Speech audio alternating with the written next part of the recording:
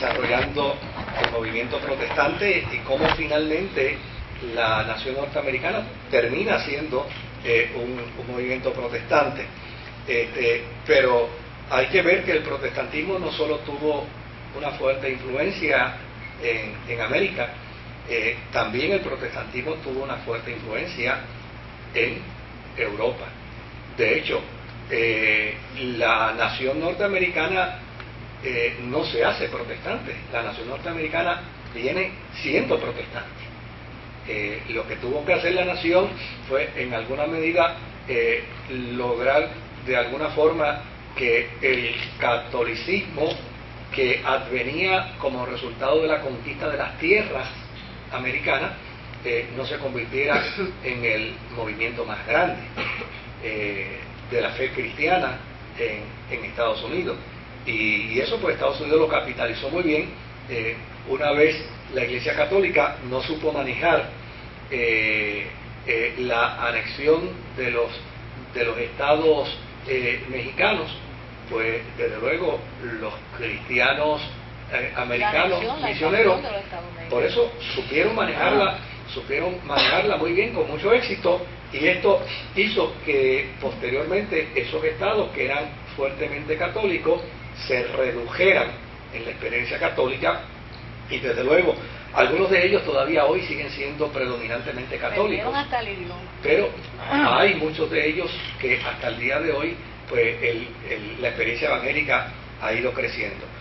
Pero por el otro lado, en Europa estaban pasando cosas interesantísimas, también en el siglo XVIII. Tú dijiste en una de las clases que la llegada de los europeos a Estados Unidos vinieron con la intención de apoderarse de los bienes que tenían los nativos. Y que No. Y que de hecho, como los españoles vinieron aquí con la intención de poner a los de aquí a trabajar para ellos, le dieron mejor trato que aquellos que la intención era apoderarse de las tierras y otras cosas más. No, dije que dentro de los barcos en las que venían las compañías de cristianos, junto a ellos venían compañías también de gente, obviamente cristiana, pero cuyos intereses eran más económicos que otra cosa. Pero que yo escuché a otra gente con la postura de que dicen que, o sea, predican, o cual sea la palabra, enseñan que eso fue un proyecto de relocalización de iglesias, porque ellos alegan que los cristianos estaban perseguidos en Inglaterra y buscando libertad, pues llegaron a Norteamérica y se establecieron ahí, pero fue un proyecto de relocalización de iglesias. O sea que fueron dos posturas que me tocaron en el momento. Pudiera darse dentro de ese contexto, pero realmente no, porque los anglicanos que vinieron de Inglaterra a América siguieron siendo anglicanos. Sí, o sea, está bien. Y había anglicanos en América y había anglicanos en claro, Inglaterra. Ellos siguieron con su fe, sí. Pero que ellos llegan a Norteamérica buscando libertad la libertad de culto, porque es otra cosa. O sea, porque obviamente el problema es que la experiencia pseudo protestante inglesa está coartando la experiencia de la piedad y la experiencia mística de muchos cristianos que no les interesaba caer en la trampa de la ortodoxia. ¿Se acuerdan del elemento de la ortodoxia católica, de la ortodoxia luterana? Pues a ellos no les interesaba caer en esa trampa de la ortodoxia anglicana, que era una ortodoxia donde el culto giraba en términos de la persona imperial, porque de alguna manera había que defender los intereses del imperio, sobre todo de un emperador que se había separado de la Iglesia Católica. Y estos cristianos no tenían el interés de caer en esa trampa. Obviamente, ellos querían seguir siendo anglicanos, pero querían separarse de esa experiencia, de esa ortodoxia inglesa, y entonces vienen a América a buscar una nueva experiencia cultica. De hecho, vienen pensando cómo evangelizar a los indios, cómo hacerse aliado de los indios. Pero que esa persona que lo explica decía que no es un proyecto de relocalización de iglesia, o sea, no es que se vaya a cancelar la experiencia anterior, ellos querían desarrollar su culto de una manera distinta. Bueno, yo puedo entender una reformulación cúltica, Sí, pero no relocalización de iglesia, porque prácticamente era una sola. Inicialmente las 13 colonias lo que tenían prácticamente era una sola, era la iglesia anglicana, y desde luego el primer anglicano que vino, que decía que era anglicano, pero que enseñaba de manera distinta a los anglicanos en su tradición cúltica, fue Wesley. Y desde luego hizo un movimiento disque anglicano, pero no estaba supeditado para nada a la jerarquía y al sistema jerárquico de la iglesia anglicana en Inglaterra. Pero murió no solamente siendo anglicano, murió siendo inglés, y murió manifestando su anexión a Inglaterra. O sea, por eso yo pienso que sí, que fue una experiencia de reformulación cúltica. Sí, pero en ese sentido, sí. pero era prácticamente una sola denominación. Las denominaciones empezaron a surgir posteriormente. Ahora bien, si nos salimos de Estados Unidos en el siglo XVIII, y más casi del siglo XVIII, siglo XIX, y miramos a Europa, vamos a ver en Europa un fenómeno que es bien interesante, que tuvo que ver en gran medida con el desarrollo del protestantismo europeo, y es, desde luego, la Revolución Francesa. La Revolución Francesa con Luis XVI, ese hombre que se atrevió a finales prácticamente del siglo XVIII atreverse en Inglaterra a firmar un edicto de tolerancia para los protestantes franceses. No olvidemos que por muchos años Francia fue la sede del papado romano, y llegó un momento donde inclusive los papas preferían estar en Francia antes que Roma. Y hubo dificultades, y hubo crisis dentro de la iglesia, porque hubo papas que dijeron, no, que va, ¿para qué voy yo para Roma si en Francia estoy mejor? Estoy en mejor posición. Y en ese sentido, obviamente, Francia era totalmente católica, y llegó un momento en que Francia se sentía orgullosa de que el papado estuviera radicado allí. Pero la transformación política, la transformación social, la transformación económica que Francia empezó a experimentar en el siglo XVII y en el siglo XVIII, pues lograron que su hegemonía, su construcción, comenzara a desarrollarse y a transformarse, a tal punto que ya para finales del siglo XVIII en Francia había una comunidad fuertísima de protestantes, sobre todo de protestantes luteranos, y estos protestantes fueron en un momento dado protegidos por el decreto imperial, donde se estableció que los protestantes también tenían derecho a su expresión cúltica. Y eso, pues sin lugar a duda, hay que agradecérselo al rey Luis XVI. Ahora, ¿qué sucedió en la vida de Luis XVI que pasó a la historia como un político que no era hábil, que pasó a la historia como un administrador que no demostró sabiduría, que pasó a la historia como un político que no tuvo realce?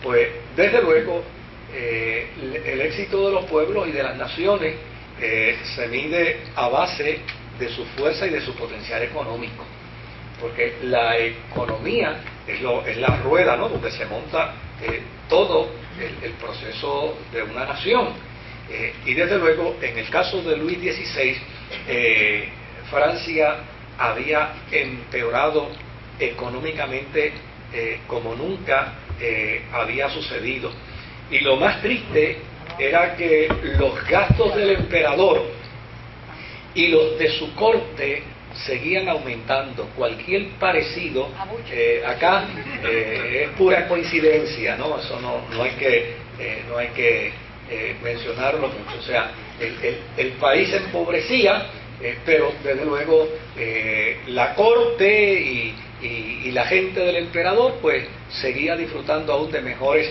ingresos económicos. Desde luego, cuando la economía se afectó, de algún lado había que buscar de nuevo los fondos para seguir sustentando la economía de Francia. Y a la nobleza,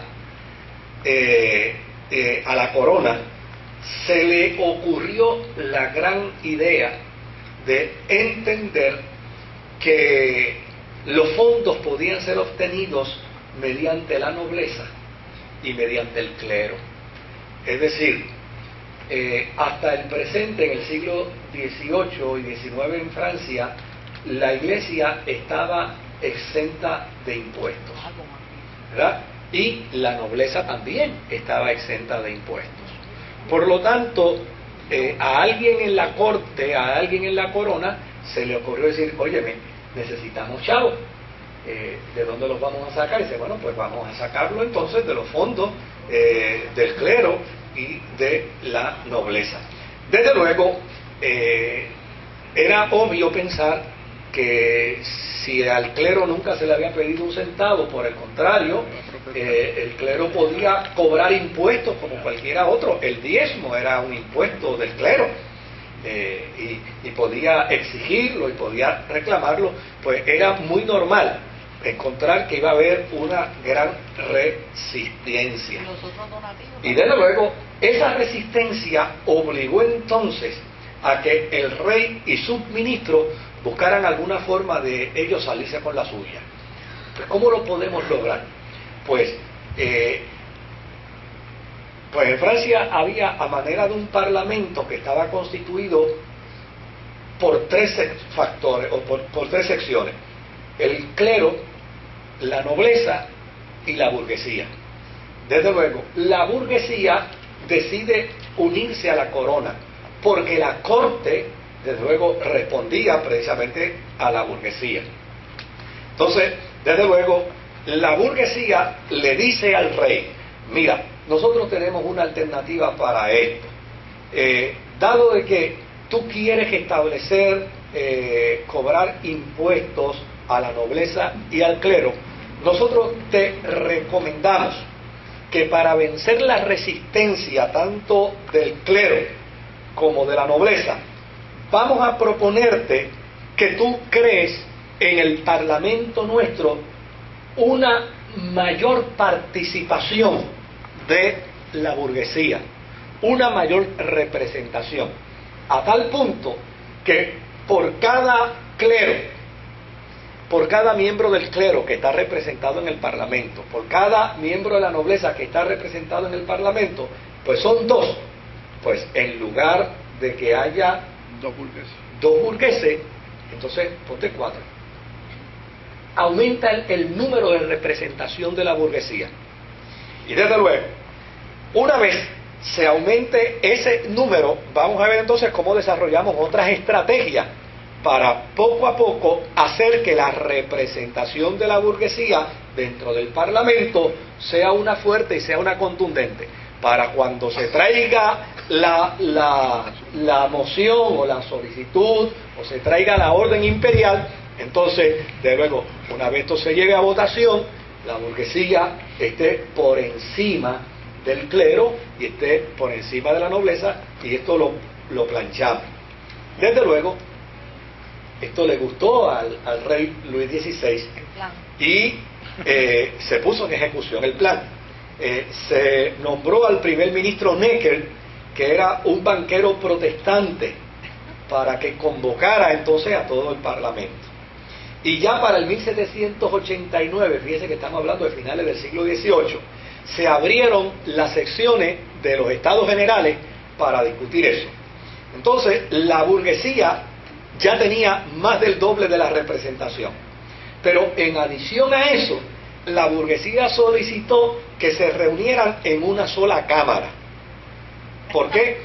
Porque si estamos todos reunidos en una sola cámara, si hay una discusión muy árida, cualquiera de nosotros dentro del procedimiento parlamentario pide la previa y ordena la votación y no se da mucha información que vaya que